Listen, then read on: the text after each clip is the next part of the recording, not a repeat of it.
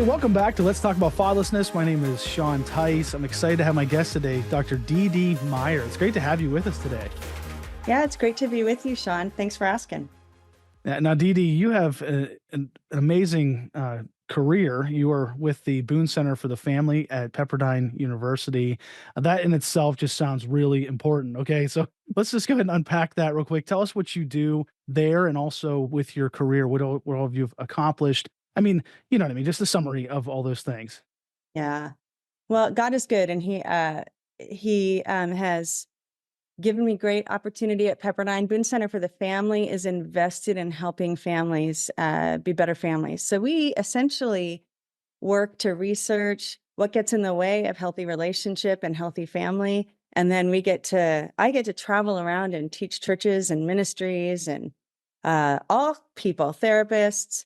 How do we engage people so that they can grow into health in relationships, personal health, a strong sense of identity. So that's a lot of what we do at the Boone Center for the Family. It's all about family. It's all about all the familial relationships that we have, whether it's organizational relationship or church family. But how do we stay healthy and know what goes into making us healthy? I love the church. And so my doctoral work was on understanding leadership within the church and helping the church as a system support healthy leadership in pastoral ministry. And so really focusing on a governing board and how do we create a healthy system and use the power of the governing board to motivate and propel churches to be healthier systems. So Hmm. That's really good. that's kind of what Hey, that's what you need. And that's kind of what we do. We help churches with mentoring. We help churches with single mom ministries, how to get started. So you're training churches, and I think there is a need for that with family because there's so many families these days, especially today. There's so many families that are just struggling and hurting, and they're either on the brink of divorce or they're just kind of getting by, and so that even affects the kids as well. And so I appreciate what you do with that. Tell us about Pepperdine. If anybody that's listening has never, I mean, I'm sure most people have heard of Pepperdine University. Would you tell us a little bit about that school? Yeah, Pepperdine's such an awesome place. It's pretty too. I mean, it's beautiful location right on Malibu. But I think my favorite thing about Malibu or about Pepperdine is the community. Really solid community invested in raising up and educating young people to become contributing members of society. And so it's been a really fun place to be because when you are surrounded by a group of people that are so invested in helping people become healthy and well-rounded and secure in who they are so that they can go out and influence the world and with a mindset of service, it matters and it makes a difference. And understanding academics, just an incredible academic institution too. So it's fun to be there and to be a part of that community that's invested in supporting our culture in the best way, and that's by investing in individual lives. So it's fun to be there. That's great. Now you haven't always been Dr. Dee Dee Meyer. Why don't we go ahead and go back to your childhood? And you there's the young Dee Dee, right? And so tell us a little bit about your story of growing up. I know you've had a dad in your home, but just share a little bit about what you went through as a child. Yeah, I grew up in a large family. I have 5 brothers and 2 sisters, so I am right in the middle. I have 2 older brothers and 3 younger brothers. So I was the first girl, and the only girl for a decade before my baby sisters came along. Um, and grew up in a home. There was a lot of love, but there was also a lot of anger, and there was a lot of addiction in the home. So even though I had a father who was physically present, this issue of fatherlessness runs deep because there are lots of things that are keeping dads away from connecting with their families. And I know we experienced that and some of the obstacles that brings, growing up in a home where there's anger creates a lot of fear. Growing up where there's addiction creates a lot of instability and uncertainty. And so, um, like I said, I'm grateful we had a big group of people. It's kind of like growing up in a litter, though, highs and lows, highs and lows. That's great. And So touch more on that, because one of the things that we've dealt with as we have traveled and spoken at churches, we've had people come up to us at our exhibit at the end, our booth that we have, and they say, "I had a dad in my house, but I was fatherless." And we've interpreted what they are saying is they had a dad that was physically present, but he was mentally, emotionally, and spiritually absent. It's kind of what we teach from our ministry. And so you can Yeah. be dad, you can be physically present, but when you're mentally, emotionally, and spiritually absent, you're not there for your kids. Maybe you're providing, but so many dads are doing that, but they're not there for their children to develop them emotionally or spiritually or mentally. And that I feel like that rejection sometimes is even harder than when, like, my dad moved from Pennsylvania when I was growing up and he moved to Las Vegas. And so he Yeah. wasn't around. So it wasn't a constant reminder that my dad didn't care. I would remember him and think about him occasionally, but I would forget he even existed. But having him in your home and having to deal with some of that different abuse and things like that, that's definitely challenging. So would you talk more about that and how that affected your life? Yeah, absolutely. Um, and I think you're hitting a really important point. And I think we're hitting a really important point about the importance of the work that you're doing and the importance of the work that the churches can do and the work of the Fatherhood Commission, which is where we met, to really invest in helping men understand the power of their role within a family and the impact of absence, and the impact of not having a presence within the home when you're physically there. I think culturally we've put this ideal and this mandate on men where they feel such pressure to provide and support, but then they don't recognize the value of their personhood in the home. And so for us growing up, um, my dad was pretty much not present. He worked. He left for work late in the morning after we'd already gone to school, and he was most often not home when we had dinner at night. Mm, So we really only were together with my mom. And then when he was home, we walked on eggshells. mm, And I would say that is consistent. I think the national average in 2022 was that most average schoolboy spends about 30 minutes per week in a conversation with their dad. And oh, if you just compare this to the amount of time that people are spending and kids are spending on their devices, the impact that can have is insane. Uh, One of the things that we're finding too is that fathers, huge longitudinal research study done out of USC demonstrated that fathers are the most important presence within the family.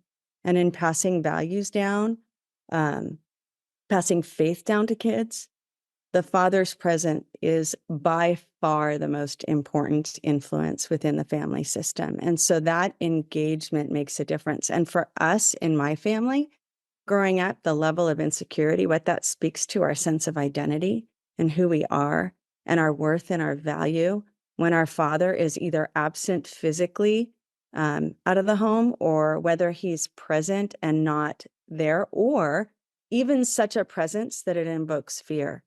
And I think mm, the other thing that happens is when you have a father in the home that doesn't engage with you, it can give you a mixed up idea of what it means to have God as a father to mm. us, right? I know for me, it impacted me a lot. Like that, I think was uh, one of the most damaging components is really walking on eggshells around my dad made me feel like I had to walk on eggshells around God and that I had to perform to earn his love.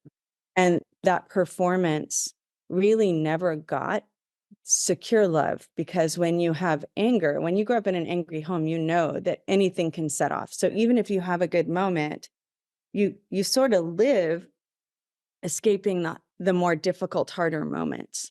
And so that message gives you a sense of being unsettled in and insecure in being able to receive love or step into relationship with safety and security. And it can be so much harder. Whereas, with our mothers that are in the home working so hard, uh, there's a level of stability that dads bring. Um, a level of loving connection that we desire for our whole lives. And I bet you would experience the same thing. I would ask you if that's something that impacted you, even though you had the security of a mom that was present. Um, how did that influence you? Yeah, I mean, my dad not being there was just it was challenging. I mean, definitely challenging. See, my situation was a little different because my mom moved out then when I was in 2nd grade. So I lived with Oh my gosh. grandparents then. And so it was just kind of a weird situation, but I had loving grandparents. So my grandfather became like a dad to me at 2nd grade. But then he died when I was in 6th grade. And so Oh it was like this 4-year gosh. span of those crucial years. They were really good. I mean, and my grandparents were amazing. My mom lived in a different house and she tried to come and see me when she could and things like that. But it was mostly my grandparents, and so I had this weird and a lot of kids go through that nowadays. That's why we focus on grandparents raising grandkids too with our ministry Yeah. because I that's my personal experience. And so mine was a little bit different, because I had that development from a male figure, for those 4 years, but then once my grandfather passed away at the beginning of my 6th grade year, that was when it really took effect and really hit me, right at those crucial right before junior high years, you know what I Yeah. mean? Oh And gosh. so I was a That level. mess. Yeah. Yeah, I was a mess for a while, but then I had mentors that poured into me and stuff like that. So my situation was a little bit different than somebody that, the dad's not present because, again, I had the grandfather that stepped in right away. As soon as my dad You, left, the grandfather came to my life. you and I share similarity because I lost my mom when I was 17 and my baby sister was 3. And so Yeah. my grandparents actually played the pivotal role, even from a distance, and were a stabilizing force. So the power of grandparents and the power of mentors to step in, um, makes an incredible difference in establishing resiliency and helping young people overcome environments that are a little more difficult to climb out of. Now, I want to unpack two different things that you talked about there. One of the things was your grandparents. How did they help you? And another thing was how. So somebody listening to this could say, like, I have a relative that had a dad similar to yours, where he worked, he took care of the family, but it was like walking on eggshells. They were, the family was scared. Even when I moved, when I got closer to the family, I got to know the person. Everybody was kind of walking on eggshells, and so how do you overcome that? Like, what's some of the things that you did to overcome, or how did God help you? Maybe you didn't intentionally try to overcome it, but God just helped you work through it. What are some steps you took to kind of overcome that and grow from it, or did He change later in life, or what are some ways that you dealt with that? Yeah, some of that was circumstantial. I had younger brothers and sisters, and so for me, I became the caretaker and the one they depended on. And so having a younger siblings that really depended on me propelled me to own that responsibility and step into that. And I'm really grateful that I had that. The power of my grandparents from a distance, man, I could call them, collect. I mean, these were days before cell phones. So it didn't matter what time of night it was. I would drive to a payphone, and I would call them, collect. And I had 2 people who lived in Seattle, Washington. I lived in California, that spoke truth and life into me, that modeled what it meant to be a friend of Jesus, and that spoke into my capacity to overcome as a person. They spoke intentionally to qualities and characteristics that they saw in me that helped me step into what was good rather than to tap out or to become more. The process of overcoming difficult environments is incredibly intentional. So, growing up in a home where there's anger and there's uh, addiction impacts us all differently. For some, we're more prone to addiction. For others, we're more, prone to codependence or control. I was more a controller and a protector. I learned that I could protect my brothers and sisters.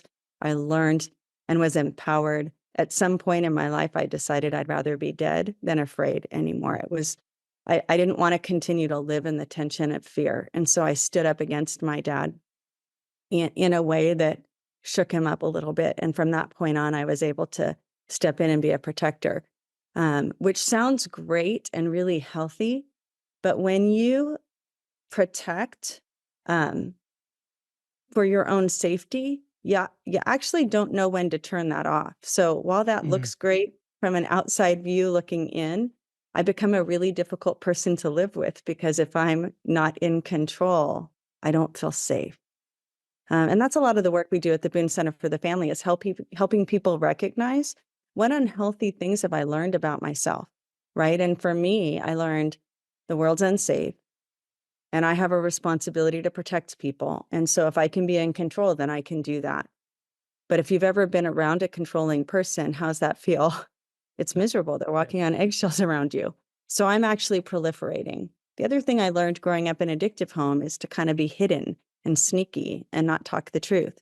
So I had to really intentionally, and I have to tell you, like sometimes I think in the church, we have this view that we're going to arrive at total health and wellness and never have to work on these things again. And I like to tell people, you know, I never arrive. I'm never done working on these things. That to change my perspective, to recognize I have a weak spot when it comes to feeling unsafe. And when I feel unsafe, I react pretty quickly in a protective mode. But I can catch it and keep it healthy if I'm intentional. And so instead of looking at I've overcome that and I've arrived at health, it's I have this really awesome tool that God helps me to be able to see when I'm operating in a way and reacting in a way that's unhealthy in my pain as a result of what I grew up with, and I can step in different. In the same way with hiddenness, um, you know, we're just radically honest in my house. I mean, we could talk about anything, and that has highs and lows attached to it. But I made a decision early on that secrets destroy us. And so if we create an environment where we can talk about the real things, then we can figure out almost anything. But when there's lies and hiddenness, that it kind of it destroys. So really being intentional about the messages that I had learned. And I think that's the part that all of us can do is start to look at what happens inside of us. What's our own unique response and reaction to the things that have impacted a sense of identity for me, a sense of who I am in the world, and a sense of whether or not I'm safe to exist, whether I'm safe to be in relationship. Are people safe? Is the world a safe place? If I can get some clarity that gives me some direction, I can actually pick up and say, oh, I'm not unsafe. I was when I was little, but I have some power. I don't have all the power. I'm not always safe, but I have some power to help me take steps to maintain safety. And when there's openness and honesty, I can create a sense of safety and I can draw out some resilience and be able to know that I can step into this and provide solutions or think of new ways out. So it's really looking at what have I learned? What have I learned that's not true about who I am, and about how I can engage the world? And how do I systematically begin to not give those any more power to repeat patterns? Because I think that's the one thing we see is that we repeat patterns from our families. Unless we stop and intentionally make a difference, we fall into the same legacies and patterns. And I think that's what we're seeing with fatherhood. I mean, men have taken such a hit in culture. Um, I mean, just look at how they're viewed on media. Fathers have nothing to offer. So it's not surprising, really, when we see fathers begin to shut down. And so I think we have a responsibility to say, hey, listen, nobody can give what you have to offer. What you have to offer culture and your family and your workplace is irreplaceable. And so step in and teaching men how to be able to do that in a way that is grace-filled and in a way that has impact and influence and that brings the fullness of what was intended out of our men. I don't know your thoughts on that. No, that's really good. I want to ask you a follow-up question with that though. Just, with people that are listening to this and they're saying, "Hey, I'm kind of still in one of those relationships. I have a toxic situation I'm in." Maybe they have a parent that their whole life has been controlling and angry. And no, I have an example I'm thinking of right now with this one family where the father was everybody was walking on eggshells. You don't want to have the grandkids be too loud. You don't want to have um, you know, everybody gets nervous around this one guy. How do you navigate that with without being, totally separating from the person? Do you have any advice on Yeah. that for people that are listening? Yeah, I do. And I wish there was a one size fits all answer. We all come with our own stories and reasons why we behave that way. And so one of the things, I mean, I know for me in my household environment, earning the right to speak to my dad gave me a platform with him. And so I remember a night that was a really rough night within my family system. And I was able to sit down with him and say, hey, listen, um, you're destroying long-term relationship with your kids, Mm. and you're going to end up alone. They're not going to want to be in relationship with you unless you stop it. So you need some help, right? Honesty. So having an honest and Mm. transparent conversation in a moment where there's receptivity can be really powerful, and just saying you need some help. But I think one thing we often forget is that we have those conversations when we're mad. And so we're screaming, and they're mixed within statements that are destroying identity and safety, and that are condemning to what a man has to offer. And so in doing so, for a father that's struggling to find a place that is healthy and is exercising anger, when we're now telling them, you know, your anger is making everybody not want to be around you, unintentionally, we can push them away. So encouraging men that what they have to offer, dads, what you have to offer is really valuable and we want it, but you need help in being able to step in a way that's healthy with us. And so we want to do this with you. Really being positive and affirming in that. And I do want to That's good. say, when there's abuse or unsafety, um, getting help to help mitigate those conversations. You know, maybe the safest place to have that conversation is in the presence of a therapist in a therapy office, or with a pastor at the church. Maybe that's where you can have those conversations in an environment where there'll be more receptivity. So I always want to be mindful of making sure that we stay safe. But when you're regulated, and that's one of the things that I think is really important, is that we live in a society that is very dysregulated, emotionally dysregulated. And what I mean by that is that we're highly reactive to environments around us. Um, and so when we're responding in reactivity, it is always destructive. It doesn't promote health or well-being. And so one of the first and most important things, if I want to be an agent of change and to be somebody that can speak life and truth into another person, I have to own my responsibility to be regulated, because when I'm dysregulated, I'm I'm putting gas on a fire, right? Yeah. But when I can come with emotional grounding, a sense of security, when I am non-reactive, no matter what's happening, and I'm able to stand stable, then my ability to speak into that circumstance grows. What I have to say increases in its ability to be effective. And again, there's no one conversation that's going to change a human being's life. Yeah. That change is a long-term process. I think people think that one of the most powerful statements I've heard in the last year was that healing's really disruptive because it Mm. brings up a lot of mess. And so we're not ready for that. We think when we're on the pathway to healing, it's going to be easy, but healing really disrupts a lot of life. If you go back to even that story in scripture, when Jesus heals the blind man that was born from birth, his whole life gets thrown into a flurry. Like, his parents kind of disown him because they choose the church. Like, they don't want to be kicked out of the church. So they say, ask our son. We can tell you he was born blind, but ask him. And so his whole world gets disrupted. It's not, everything doesn't calm down and life doesn't get better the second Jesus gives him sight. Like, our healing disrupts and disorients a lot of our life. And so going into change with the mind that says, I want to have a long-term gain and long-term relationship, and with the knowledge that there's no one answer that makes everything better, that really the process of change is a journey.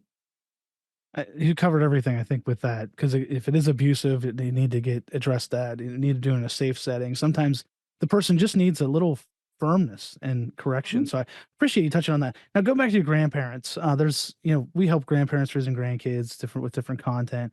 What's some advice you would give to grandparents coming from your perspective of, this is what my grandparents did for me? Yeah. Gosh, don't underestimate your power. I mean, statistically, in a family with 5 brothers and 3 sisters, um, we should all either be abusive or addicted to something. And the power of grandparents, um, you know, all but one is in a healthy marriage. Um, and growing and stayed connected in marriage. My brothers are invested fathers. They're invested in their kids, and my sisters are invested and devoted to their children. And so I attribute that to the power of my grandparents and the relationship they had with us and the investment that they made in us. So I would say to grandparents, don't underestimate the influence and the power that you have. Whether you're far away or whether you're close, my grandparents would show up, they'd take us to ice cream. They spoke words of life into us, the power of words of life.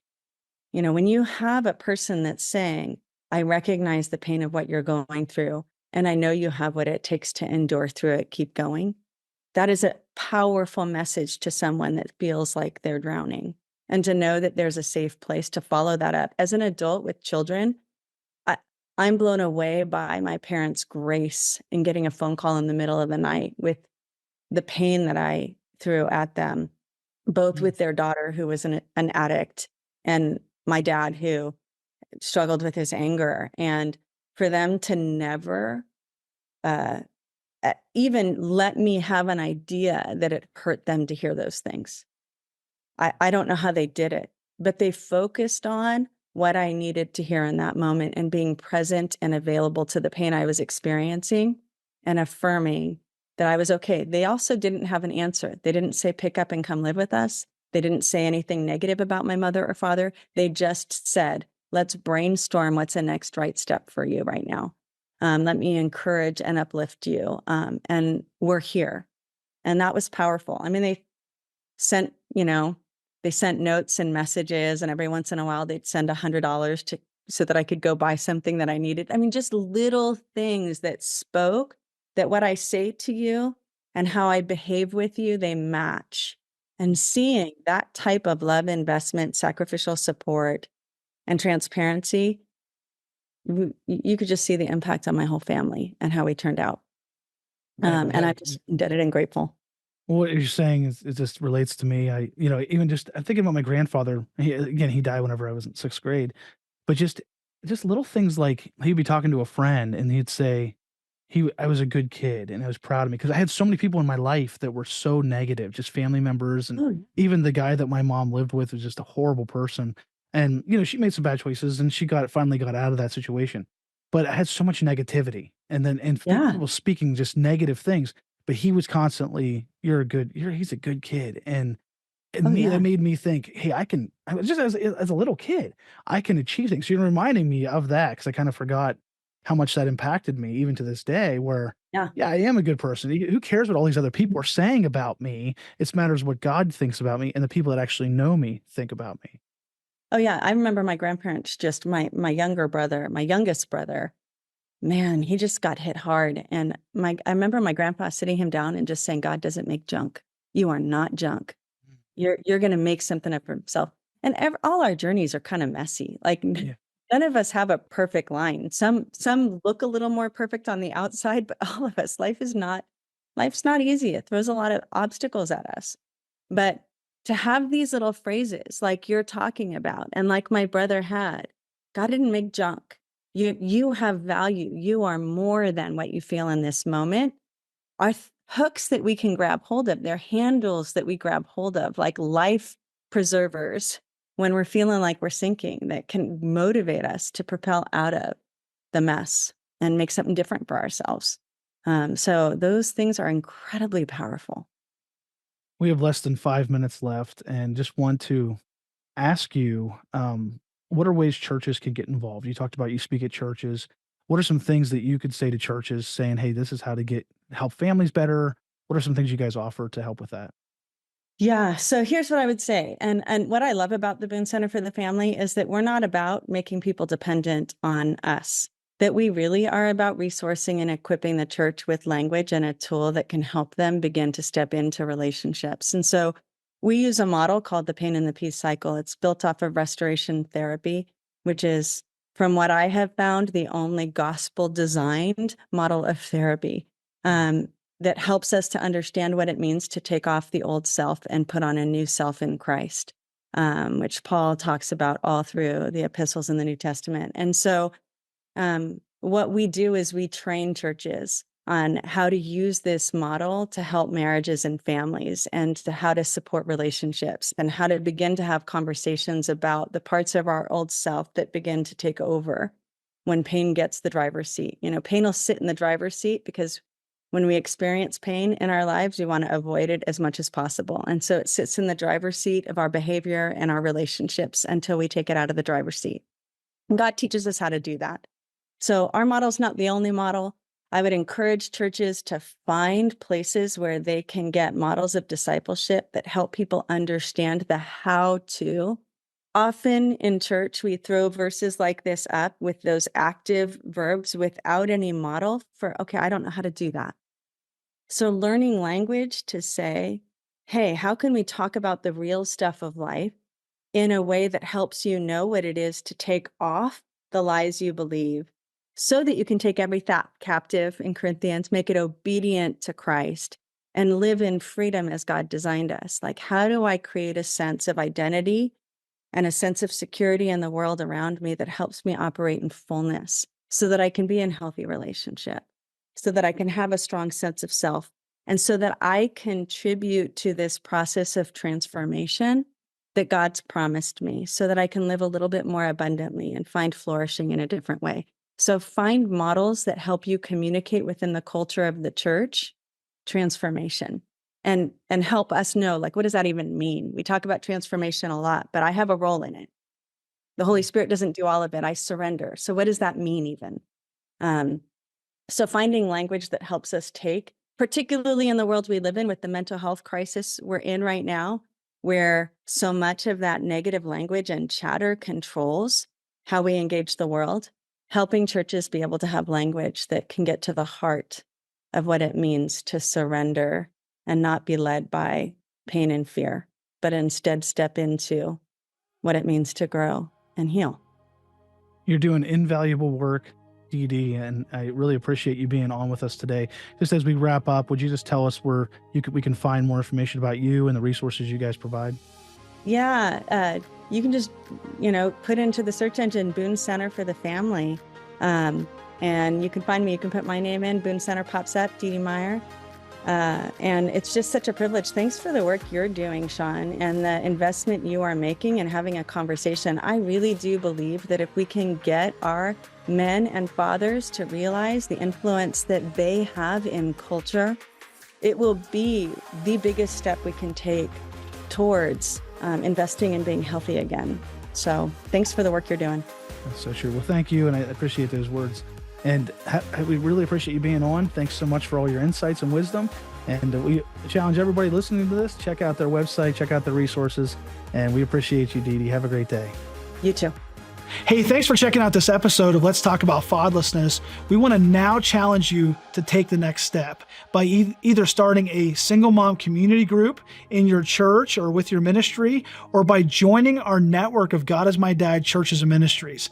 Isn't it a great experience to be able to start a single mom community group? Yeah, and it's just, if you talk to single moms, a lot of times what they'll tell you is the one thing they're lacking is that community, just a group that they can go in and they know there's no judgment. Everyone may not have the same situation. Everyone doesn't know what they're going through, but they can go in and they know there's no judgment. And it takes that kind of that restriction and that wall down for them so that they can share and then that they can grow in Christ. And our single mom community groups are a wonderful ministry. And if your church can start one, we'd love to have you. We can help you get set up. We have the curriculum and all the resources you need. If you can't start one, we'd love to have you start by joining our network of churches and ministries, our God is My Dad network of churches and ministries, where you can get your church or your ministry on our map, and people can find you and find your ministry in your church so that they can get plugged into your church or ministry locally. So check that out. You can find all these resources at lifefactors.org. We have books, we have all kinds of content on there at lifefactors.org. Check it out today.